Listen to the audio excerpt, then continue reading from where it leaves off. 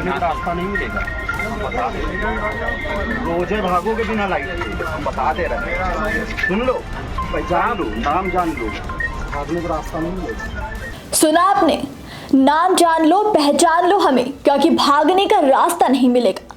ये धमकी भरे शब्द किसी गुंडे माफिया के नहीं बल्कि खुद यूपी पुलिस के हैं।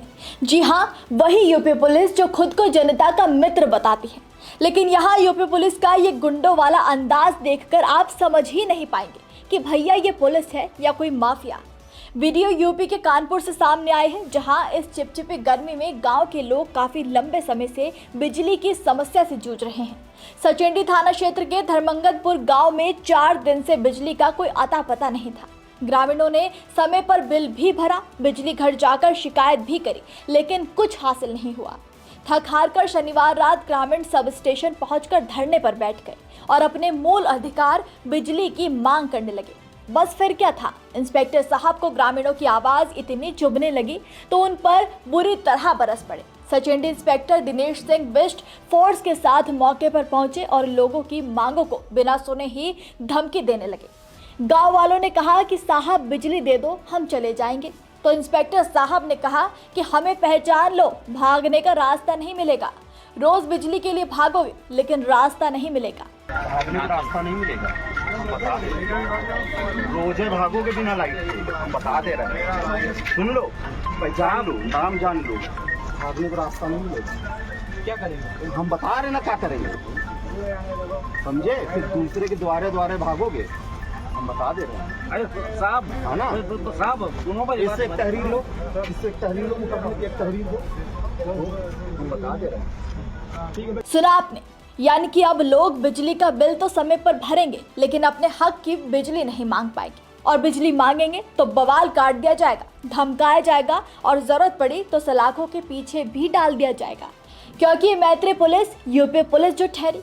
इन लोगों के छोटे छोटे बच्चे पिछले 4 दिनों से गर्मी में बिना लाइट के बुरी तरह से परेशान हैं। बाहर तेज बारिश है और अंदर बिना लाइट पंखे के अंधेरा।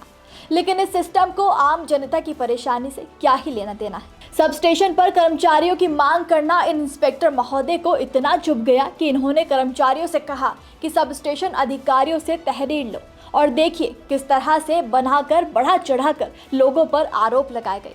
रविवार को सचेंडी सब स्टेशन के एसएसओ रविंद्र सिंह ने पुलिस को तहरीर दी, जिसमें बताया गया कि बिजली आपूर्ति बाधित होने के कारण अज्ञात व्यक्तियों ने सब स्टेशन में तोड़फोड़ कर सरकारी संपत्ति को नुकसान पहुंचाने का प्रयास किया, गाली गलौज कर आपूर्ति बंद करा दी। इतना ही नहीं, 300 ग्रामीणों के खिलाफ हाईवे जाम करने की कोशिश करने का मामला दर्ज किया गया।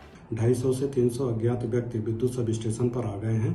उनके द्वारा विद्युत कर्मचारियों को डराया जा रहा है, धमकाया जा रहा है तथा सरकारी संपत्ति को नुकसान पहुंचाया जा रहा है इत्यादि। इस सूचना पर तत्काल संबंधित चौकी प्रभारी मैप फोर्स मौके पर पहुंचे। इसके कुछ समय पश्चात थाना प्रभारी भी मौके पर पहुंच गए। उपस्थित पुलिस बल द्वारा लगातार भीड़ को समझाया गया तथा संबंधित एसडीओ से बात भी कराई गई। इसके बावजूद भी भीड़ द्वारा उनकी बात नहीं मानी गई तथा नेशनल हाईवे को जाम करने का प्रयास किया गया। अरे साहब, बिजली आपूर्ति तो तब बंद होगी ना जब बिजली मिल रही होगी। 4 दिन से बिजली मिल नहीं रही और यहाँ आपूर्ति में बाधित करने का आरोप लगाया जा रहा है। पुलिस की इस गुंडागर्दी का वीडियो सोशल मीडिया पर आग की तरह फैलना शुरू हुआ तो समाजवादी पार्टी ने सोशल मीडिया पर लिखा, जनता का शोषण कर रही योगी सरकार की police, Kanpur Sachendi power house पर 4 दिन से बिजली नहीं आ रही। शिकायत करने पहुंची जनता को इंस्पेक्टर दिनेश कुमार बिष्ट ने धमकी दी, बेहद शर्मनाक। भाजपा सरकार में बिजली मांगना भी अपराध है। बता दें कि सचेंडी इंस्पेक्टर दिनेश सिंह बिष्ट की गुंडागर्दी का ये पहला मामला नहीं है। इससे पहले भी इंस्पेक्टर का एक ऑडियो भी सामने आ चुका है जिसमें वो अपने निजी कर्मचारी से अभद्रता कर रहे थे। पीड़ित ने पुलिस कमिश्नर से मामले की शिकायत भी की थी। सीसामऊ उपचुनाव के दौरान सपा राष्ट्रीय अध्यक्ष अखिलेश यादव ने इंस्पेक्टर पर चुनाव प्रभावित करने का आरोप लगाते हुए हटाने की मांग की थी, जिस पर चुनाव आयोग ने तत्काल कार्रवाई करते हुए वहां से हटा दिया था। लेकिन तेवर आज भी ज्यों के त्यों ही है। बताइए, अगर आम जनता अपनी मांग पुलिस और सरकार के सामने नहीं रखेगी तो किसके सामने रखेगी?